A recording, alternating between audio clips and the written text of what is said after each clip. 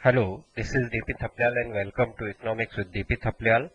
आज जो डिस्कस कर रहा हूं मैं 75 ईयर आजादी के 75वें साल में आजादी के अमृत महोत्सव पर इस अमृत काल में जो भारतीय शिक्षा व्यवस्था में इंडियन एजुकेशन सिस्टम में वैदिक पीरियड से लेकर के नेशनल एजुकेशन पॉलिसी 2020 तक के जो 75 जो रिफॉर्म्स हैं, जो पॉलिसीज हैं एजुकेशन की, उन पर चर्चा करेंगे। इस वीडियो को दो भागों में बांटा जा रहा है। पहला प्री इंडिपेंडेंट एंड दूसरा जो पार्ट होगा वो पोस्ट इंडिपेंडेंट होगा। 29 जो रिफॉर्म्स एंड पॉलिसीज जो प्री इंडिपेंडेंस की जो इम्पोर्टेंट है उन पर इस वीडियो में चर्चा करेंगे, और पोस्ट इंडिपेंडेंस की जो पॉलिसीज हैं उन पर अगले पार्ट में डिस्कस किया जाएगा। 75 glimpses of Indian education system, policies and reforms since Vedic period to till National Education Policy 2020. Education Policy in Pre-Independent India Part 1। सबसे पहले वैदिक पीरियड की एजुकेशन पॉलिसी पर हम बात करते हैं। क्या सिस्टम था वैदिक पीरियड में इंडियन एजुकेशन का? The Vedic education period followed gurukula system. The education was completely under the control of the guru teacher। वैदिक पीरियड में पूरी तरह से जो एजुकेशन सिस्टम था वो आश्रम व्यवस्था पर आधारित था, आश्रम पद्धति में था, और यहाँ पर पूरा नियंत्रण जो होता था वो गुरु का होता था, इसीलिए उसे गुरुकुल कहा जाता था। वैदिक पीरियड की इस व्यवस्था में जो असेसमेंट एंड एवल्यूएशन सिस्टम था वो ओरल रेसिटेशन था, informal and observations. Informal observation के बेस पर, ओरल रेसिटेशन के बेस पर ही उस समय का एग्जामिनेशन, असेसमेंट, एवल्यूएशन सिस्टम था, और ये पूरी तरह से इनफॉर्मल सिस्टम में था। उसके बाद आ जाते हैं हम बौद्ध पीरियड। बुद्धिस्ट पीरियड में वैदिक पीरियड के बाद जो एजुकेशन सिस्टम में बुद्धिस्ट पीरियड आया। The Buddhist system of the education focused on the actual problems in the life of common man, healthy life and human welfare were emphasised primarily. वैदिक period के बाद जब Buddhist period में education system में कुछ थोड़ा सा परिवर्तन आया, और जो चेंजेज आए उनमें सबसे बड़ा चेंज था कि ये ह्यूमन लाइफ के और ह्यूमन वेलफेयर से रिलेटेड एजुकेशन दी जाने लगी। जबकि वैदिक पीरियड में आश्रम पद्धति में इस चीज पर ज्यादा फोकस नहीं किया गया था, लेकिन बुद्धिस्ट पीरियड में ह्यूमन बीइंग्स के लाइफ एंड उसके वेलफेयर पर सबसे ज्यादा एम्फेसाइज किया गया। इस पद्धति में बौद्धिस्ट पीरियड की जो असेसमेंट एंड एग्जामिनेशन सिस्टम था, इसके अलावा जो एक्टिविटीज की जाती थी टीचिंग में, the teaching activities were carried out in conventional method adopted such as a lecture, question answer, conference, etc. Education is संघ कलेक्टिव ग्रुप्स। एक कलेक्टिव ग्रुप में, संघ के रूप में एजुकेशन दी जाती थी। ये ठीक उसी सिस्टम से चल रहा था जैसे आश्रम पद्धति में कलेक्टिव एंड ग्रुप्स में एजुकेशन दी जाती थी, बट यहाँ पर जो मेथड था वो थोड़ा सा डिफरेंट था, और इसमें क्वेश्चन आंसर पर बात होती थी, लेक्चर मेथड से काम किया जाता था। इस पीरियड में जो एजुकेशन का सिस्टम था वो फिर से, जब मुगल पीरियड आया तो जो वैदिक पीरियड एंड बुद्धिस्ट पीरियड था, उसके थोड़ा सा चेंज फिर मुगल पीरियड में आना शुरू हुआ। तो पहला वैदिक पीरियड, फिर मुगल पीरियड, फिर बौद्धिस्ट पीरियड, और फिर आता है Mughal period. During the Islamic medieval period, the curriculum was divided into two categories, broadly and religious. पहले वैदिक पीरियड में आश्रम पद्धति, देन बौद्धिस्ट पीरियड में कलेक्टिव एजुकेशन सिस्टम था। अब जो इस्लामिक एजुकेशन सिस्टम रहा मिडवल पीरियड में, मध्यकाल में भारत में, उसमें ब्रॉडली सांसारिक और धार्मिक दो पद्धतियों पर मुगल पीरियड में एजुकेशन सिस्टम का फोकस रहा। यहाँ पर सांसारिक पद्धति एक अलग थी और रिलीजियस पद्धति अलग थी। पहले एक ही पद्धति में दिया जा रहा था, लेकिन मुगल पीरियड से दो पद्धतियों में, दो सिस्टम से एजुकेशन सिस्टम को डेवलप किया गया। एक ब्रॉडली मीन्स सांसारिक और दूसरा रिलीजियस एक्टिविटीज।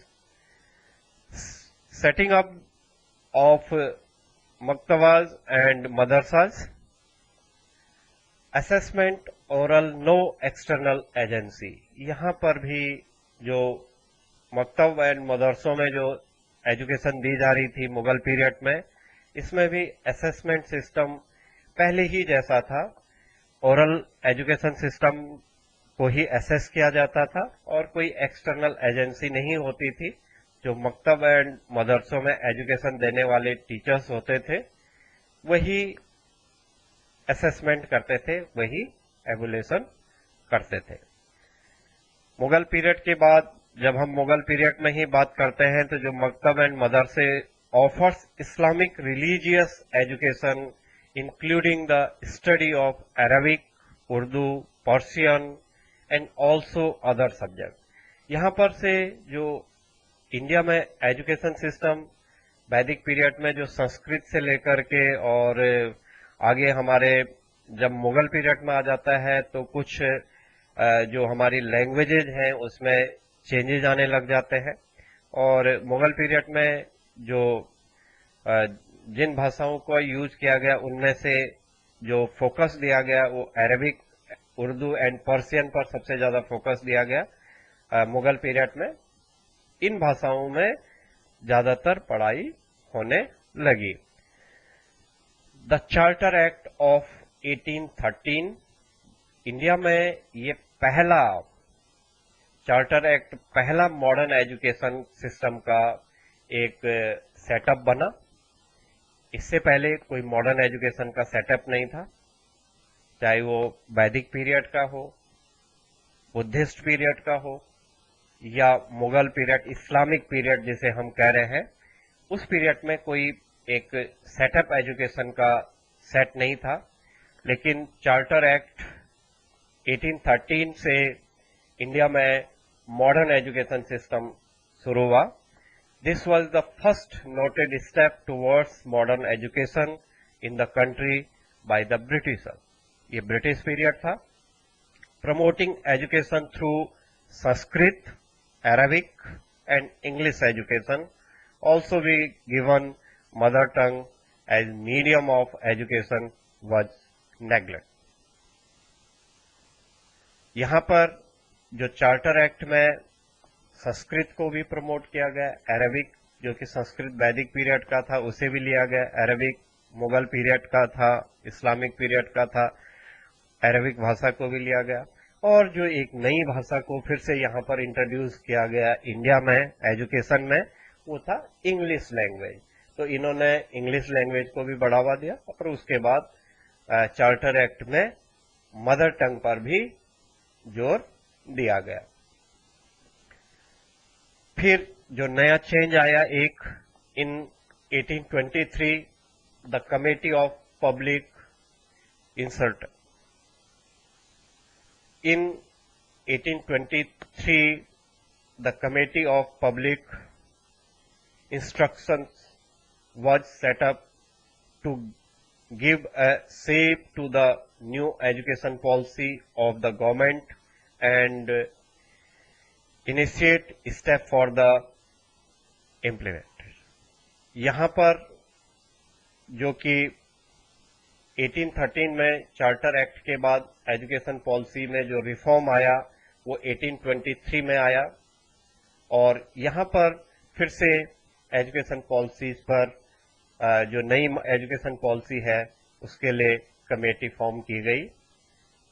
देन इसके बाद लॉर्ड मैकाले का एजुकेशन सिस्टम इंडिया में, जिसे आज भी बोला जाता है कि Indian education system, Lord Macaulay education system है। ये एक ब्रिटिश पीरियड में, जो ब्रिटिश कॉलोनियल पीरियड था इंडिया में, उसमें लॉर्ड टीवी मैकाले ने 1834-35 में अपनी एजुकेशन सिस्टम को पहले के जितने सिस्टम चल रहे थे उनसे अलग कर लिया, और यहाँ पर इंग्लिश लैंग्वेज को प्रमोट करने के लिए सबसे ज्यादा एम्फसाइज किया गया, और अदर लैंग्वेजेस को लगभग उन्हें सेकेंडरी, और कुछ लैंग्वेजेस को तो बिल्कुल भी प्लेस न देने की बात लॉर्ड मैकाले के द्वारा की गई। Spreading western education through the medium of English, that aim of promoting knowledge of the science. Lord Macaulay के अनुसार इंग्लिश लैंग्वेज के माध्यम से ही जो वेस्टर्न एजुकेशन सिस्टम में साइंस का नॉलेज दिया जाना है वो केवल इंग्लिश से ही दिया जा सकता है। ऐसी व्यवस्था 1834-35 में लॉर्ड मैकाले के द्वारा शुरू किया गया। He rejected the claim of Arabic and Sanskrit as a against English. इन्होंने, लॉर्ड मैकाले ने अरबिक और संस्कृत का जो क्लेम था इंडिया में, जो इससे पहले मुगल पीरियड में अरबिक और उससे पहले जो वैदिक पीरियड में संस्कृत को प्रमोट किया गया था, उसको पीछे रखते हुए इंग्लिश को उनका इम्पोर्टेंट एजेंडा था। एम्फेसिस उनका जो था वो इंग्लिश एजुकेशन को भारत में एजुकेशन को थ्रू इंग्लिश आगे बढ़ाने का लॉर्ड मैकाले की सिस्टम था। मैकाले's argument in the favor of English language were as follows: English is a modern language and is more useful than Arabic और संस्कृत। ये लॉर्ड मैकाले कह रहे हैं। उसके बाद लॉर्ड मैकाले के 34-35, जो 1834-1835 में उन्होंने इंग्लिश को प्रमोट करने के लिए अरबिक को और संस्कृत को सेकेंडरी और धीरे धीरे उसे साइड लैंग्वेज करने का जो काम किया गया, जिसे उन्होंने कहा कि इंग्लिश से ही मॉडर्न एजुकेशन दिया जाता है। उसके बाद हमारे पास जो जो रिफॉर्म आया वो आया वुड डिस्पैच 1854 में। ये इंडिया का मैग्ना कार्टा कहलाता है, और ये 1854 में ये फिर से इंडियन एजुकेशन सिस्टम को, जो मैकाले सिस्टम था उससे बाहर निकालने का एक सिस्टम बढ़ा। It is also known as a Magna Carta of the English education in India, was the first comprehensive plan to the invest mass education in India. In wages ये परिकल्पना की गई कि जो इंग्लिश है ये इंडिया की मास एजुकेशन सिस्टम में इसका रोल रहेगा। ये वुड डिस्पैच में डिसाइड किया गया। Wood dispatch was the decision to the established universities. Wood dispatch से के बाद जब वुड डिस्पैच आया 1854 में, तो यूनिवर्सिटीज की बात की गई, और 1857 में इंडिया की जो फर्स्ट यूनिवर्सिटी बनाई गई वो कलकत्ता यूनिवर्सिटी बनाया गया था। On the basis of recommendation of Wood dispatch 1857 में इंडिया की फर्स्ट मॉडर्न यूनिवर्सिटी जो बनी वो बनी Calcutta. Modern university, not university. तो मॉडर्न यूनिवर्सिटी के रूप में पहली जो मॉडर्न यूनिवर्सिटी रही है इंडिया की वो कलकत्ता में, और वुड डिस्पैच के रिकमेंडेशन पर ये कमेटी ये यूनिवर्सिटी इस्टेब्लिश्ड की गई। सबसे पहले मैट्रिकुलेशन एग्जामिनेशन, जो हाई स्कूल का जो बोर्ड एग्जामिनेशन हुआ है, मैट्रिकुलेशन एग्जामिनेशन जिसे हम बोलते हैं, हाई स्कूल एग्जामिनेशन 1857 में first matriculation examination was held in 1857 में। तो पहली बार जो एग्जामिनेशन सिस्टम शुरू हुआ इंडिया में, मैट्रिकुलेशन एग्जामिनेशन सिस्टम जिसे हम हाई स्कूल बोर्ड कहते हैं, वो 1857 में शुरू हुआ। इसके बाद जो चेंज आया वो आया 1882 में, Hunter commission on Indian education. Hunter commission आया 1882 में।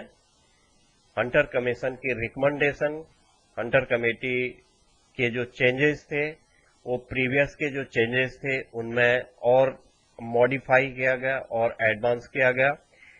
It recommended more government efforts for the improvement of mass education through vernacular languages. vernacular languages, मातृभाषा में शिक्षा को बढ़ावा देने के लिए 1882 में हंटर कमीशन ने बात की। इससे पहले इंग्लिश एजुकेशन पर बात कर रहे थे लॉर्ड मैकाले, लेकिन 1882 में हंटर कमीशन ने जो ज्यादातर एम्फसाइज दिया है, जो फोकस किया है, वो कहा है कि वर्नाकुलर लैंग्वेज सिस्टम से एजुकेशन दी जाए, मातृभाषा बेस्ड एजुकेशन दिया जाए। इसी में गवर्नमेंट को ज्यादा एजुकेशन के प्रति जागरूक बनाने के लिए उसकी ज्यादा जिम्मेदारियां सरकार को देने की बात इसमें की गई।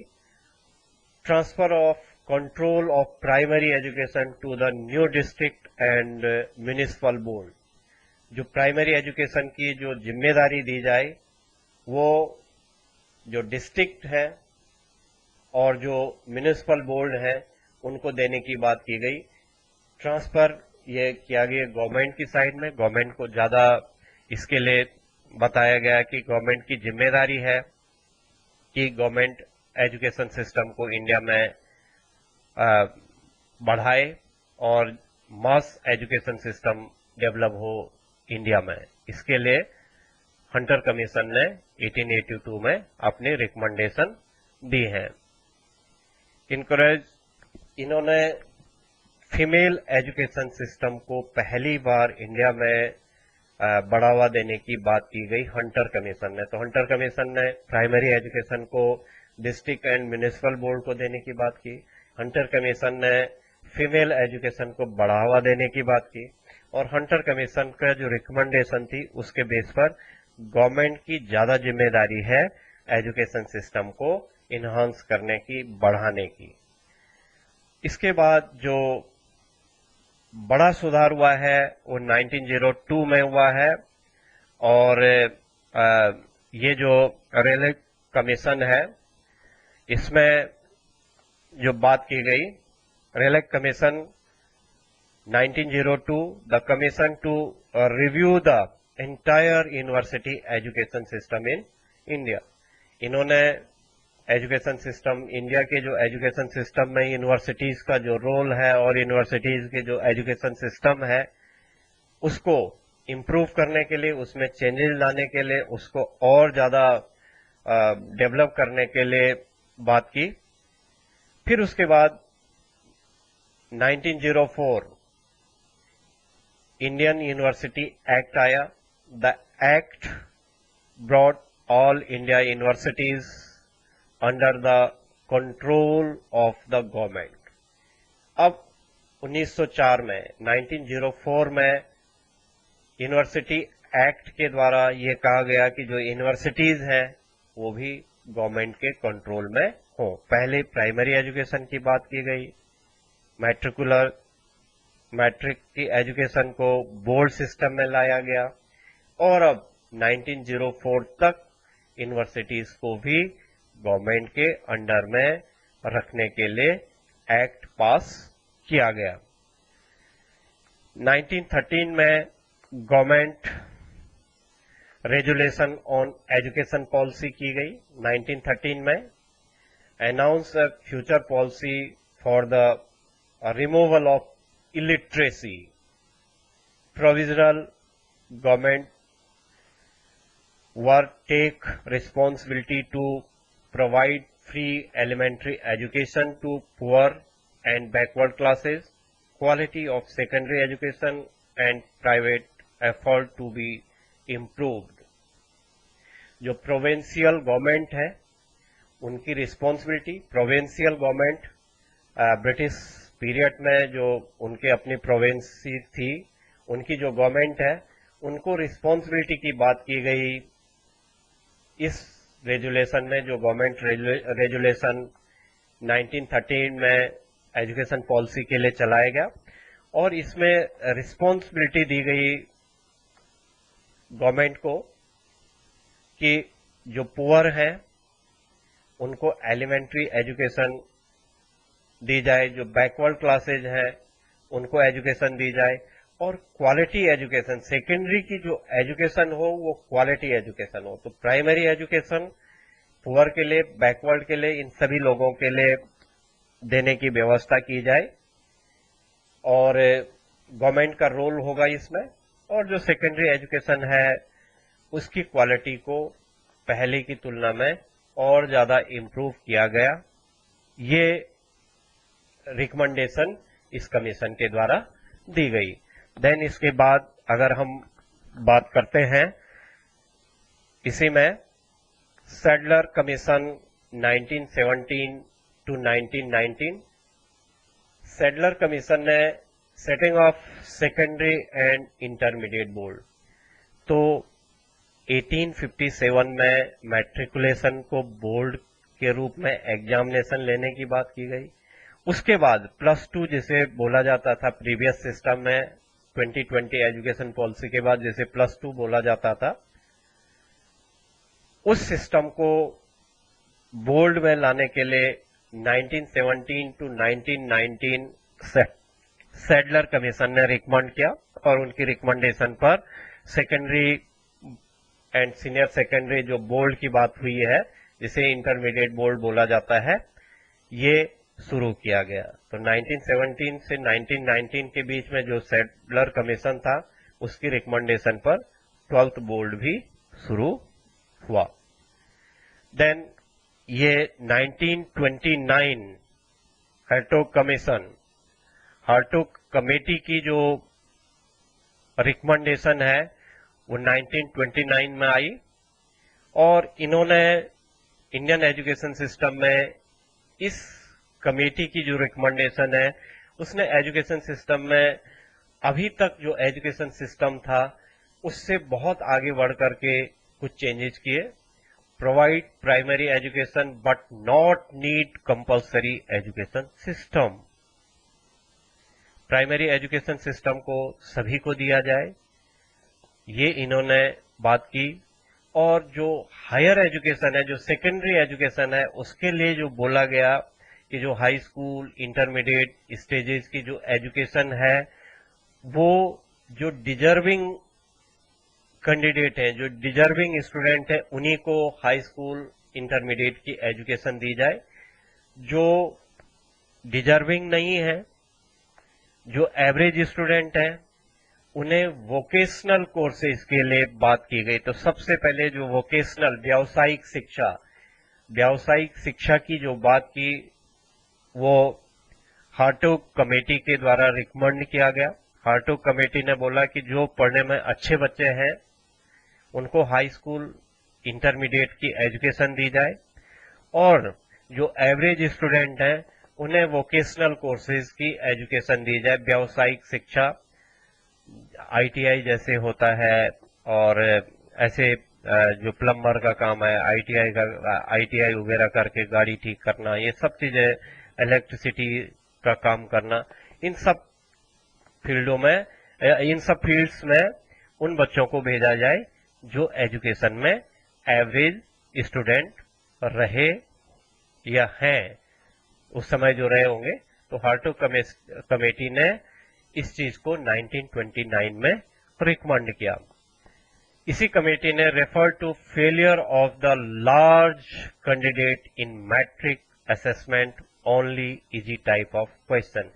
पहली बार भारत में जब जो लार्ज नंबर में फेल होने वाले बच्चे थे, मैट्रिक लेवल पर बहुत बच्चे फेल हो रहे थे, हार्टोग कमेटी ने इसीलिए ये कहा कि एवरेज स्टूडेंट को हाई स्कूल इंटरमीडिएट की एजुकेशन न दे करके उन्हें व्यावसायिक शिक्षा दी जाए, इसलिए क्योंकि लार्ज नंबर में उस समय फेल हो रहे थे। मैट्रिक एग्जामिनेशन में बहुत ज्यादा बच्चे फेल हो रहे थे, तो इन्होंने फेलिंग पॉलिसी को कम करने के लिए, जो फेलियर है उनका नंबर घटाने के लिए असेसमेंट सिस्टम में जो क्वेश्चन है उन्हें इजी टाइप के बनाने की बात की गई।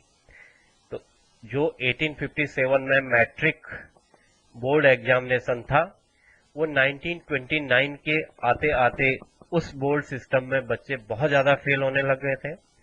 उस फेलियर को कंट्रोल करने के लिए एवरेज स्टूडेंट को वोकेशनल एजुकेशन देने की बात की और एग्जामिनेशन सिस्टम में, असेसमेंट सिस्टम में रिफॉर्म की बात की और इजी टाइप के क्वेश्चन फ्रेमिंग की बात हार्टोग कमेटी के द्वारा किया गया।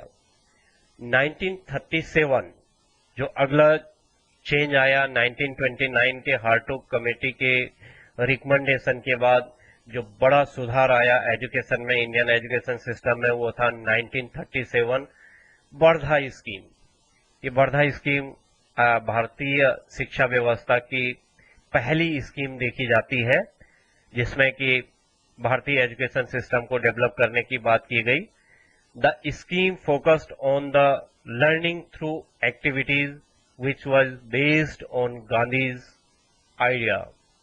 गांधी जी के आइडिया पर जो उन्होंने, गांधी जी के जो हरिजन में जो पब्लिश्ड आइडिया थे, लर्निंग थ्रू एक्टिविटी, एक्टिविटी के थ्रू, जिस पर आज बहुत ज्यादा काम किया जा रहा है। जो मॉडर्न एजुकेशन या हम कहें कि आज जो एजुकेशन पॉलिसीज हैं वो सारी इसी पर बनाई जाती हैं कि लर्निंग थ्रू एक्टिविटीज, जो लर्निंग हो वो एक्टिविटीज के थ्रू हो। इस पर जो पहली बार अपनी रिकमेंडेशन दी गई थी वो वर्धा कमेटी के द्वारा दी गई थी और उन्होंने गांधी जी के जो हरिजन में जो आइडिया, हरिजन में जो पब्लिश किया था गांधी जी ने अपने आइडिया, उसको लेकर के एजुकेशन सिस्टम को डेवलप करने की बात वर्धा स्कीम में की गई। वर्धा स्कीम में basic handicraft should be include in the syllabus, first 7 year of school to be free and compulsory, Hindi as a medium till class 7th and English from class 8 onwards। ये बड़ा recommendation था, बड़ा change था जो कि 1834-35 में Macaulay के द्वारा इंग्लिश को ही प्रमोट किया गया, इंग्लिश को ही इंडियन लैंग्वेज सिस्टम में पहली लैंग्वेज रखा गया और ये कहा गया कि यही मॉडर्न लैंग्वेज है। उसके बाद इंग्लिश ही चलती रही ज्यादातर समय, लेकिन वर्धा कमेटी के द्वारा वर्धा स्कीम में जो चेंज किया गया उसमें ये कहा गया कि एक तो एक्टिविटी बेस्ड एजुकेशन की बात की गई और जो एजुकेशन सिस्टम में हैंडीक्राफ्ट को, जो हस्तकला है, भारतीय हस्तकला, उसको भी बढ़ावा देने के लिए हैंडीक्राफ्ट को सिलेबस में रखे जाने की बात की गई। 7वीं क्लास तक, फर्स्ट 7 year, 7वीं क्लास तक स्कूल में फ्री एंड कंपलसरी एजुकेशन दी जाए। तो 7वीं तक सभी बच्चों को फ्री एंड कंपलसरी एजुकेशन का रिकमेंडेशन वर्धा स्कीम में किया गया और ये कहा गया कि 7वीं तक जो मीडियम हो वो हिंदी हो। क्लास 7 तक, जो क्लास 7 है, वहां तक बच्चों को पढ़ाने का जो माध्यम हो वो हिंदी हो और इंग्लिश जो इम्प्लीमेंट की जाए वो क्लासेस 8 से शुरू की जाए। तो क्लास 8 से इंग्लिश की बात, इंग्लिश को शुरू करने की बात वर्धा स्कीम में की गई। देन 1944 में सर्जेंट प्लान ऑफ एजुकेशन आया। सर्जेंट प्लान में जो रिकमेंडेशन दी गई वो दी गई free primary education for 3 to 6 year age group, compulsory education for 6 to 11 year age group and high school to selected student of 11 to 17 year age group।